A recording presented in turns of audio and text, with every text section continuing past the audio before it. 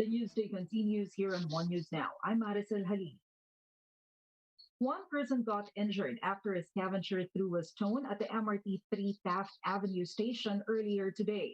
The stone struck a window of the third car of the MRT 3 train and left a 51-year-old male passenger hurt. The suspect was later apprehended in a construction site near a hotel along Taft. On the other hand, the victim was given first aid at the Magallanes station and was later brought to the San Juan de Dios Hospital for further medical attention. The MRT3 management assures that they will press charges against those involved in the incident. The newly inaugurated BUENDIA station in EDSA BUSWAY is set to open on Monday. This after the new footbridge in BUENDIA Avenue opened last November 11. The Transportation Department said that the new bus station is expected to ease pedestrian traffic and will pave the way for a safe and seamless commute for passengers. There are currently 13 operational bus stations at the median lane of the EDSA Busway.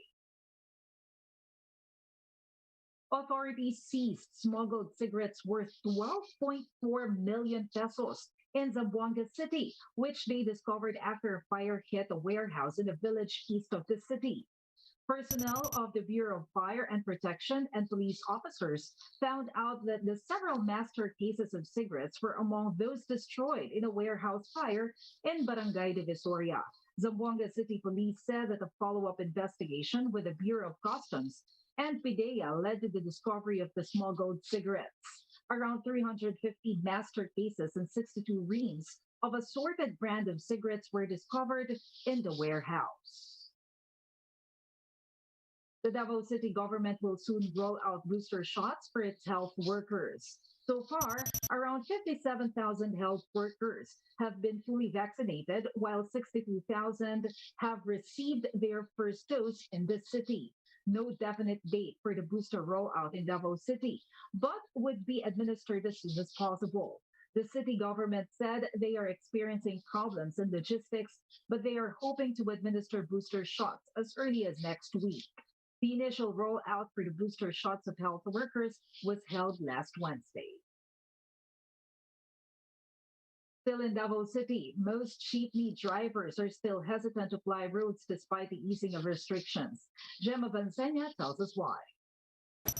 9 out of 10 public jeepney drivers in Davao City opt out of continuing their operations, even if transportation and mobility restrictions have loosened up. In a forum held by Bayaning Chuper, Maningduran of Southeastern Mindanao Diversified Drivers and Operators Cooperative said their daily income will still not be enough for their families' needs and their vehicles' maintenance, especially as the hike on oil prices continues. Ang mga driver ngayon dito sa Davao medyo nakakaginhawa na, pero wala pa rin kasi ang mahal ng diesel at gasolina. Ngayong pandemic wala talaga, nagtitiis na lang kami. Kung saan may ayuda, dun kami, kanya-kanya ng pagsisikap.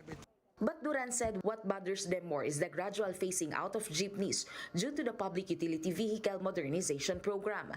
Duran said they cannot afford to loan the huge sum to purchase the modern PUVs that will be required by 2023. With the coming 2022 polls, Duran said it will be their chance to vote for leaders sympathetic to their situation. Ngayong 2023 daw, papalitan na kami ng mga bus. Ang mga mahihirap na driver, papalitan ng mga mayayaman na operator. Eleksyon ngayon, makakaganti kami sa kanila. Kung ipe-pace out nila kami, ipe-pace out din namin sila. Bayaning Chuper Head Attorney Alex Abaton said it is high time for the government to address issues of transport groups, especially as they continue to be among sectors most hit by the pandemic. Narinig po namin kanina kung ano yung mga daing nila. Halos hindi po nakakalayo yung mga problema ng iba't ibang grupo. Nandiyan yung issue ng PUV modernization, nandiyan yung walang kasiguruhan doon sa mga health benefits ng ating mga driver, conductor. For News 5, Gem Avancenia, we are One News. We'll be back with more stories after the break. Keep it here on One News.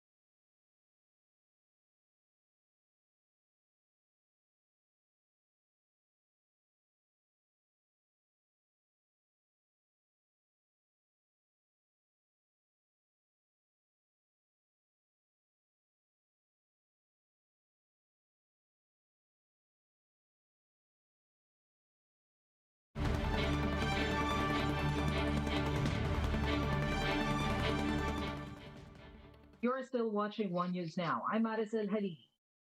Cheritigo and After Logistics opened their campaigns with flying colors yesterday at the inaugural Philippine National Volleyball Federation Champions League.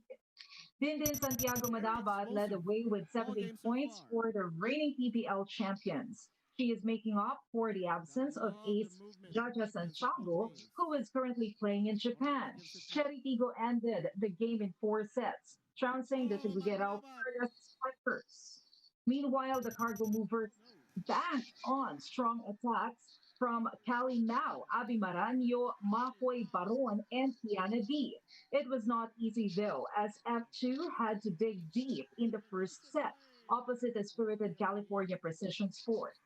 But in the end, F2 Logistics made a triumphant comeback and finished CPS in 3 straight sets. A no vaccine, no play policy will be implemented in the upcoming Australian Open. Aussie Open chief Craig Tiley confirmed that everyone who attends the tennis tournament will need to be fully vaccinated, including all players, staff, and spectators. This raises problems for the status of defending and 9-time champion Novak Djokovic, who has refused to say if he's gotten his COVID jobs. The tournament is scheduled for January 17 to 30. South Korea and the US are vying for your hearts and wallets through pop culture. Bloomberg's Alex Webb with the details.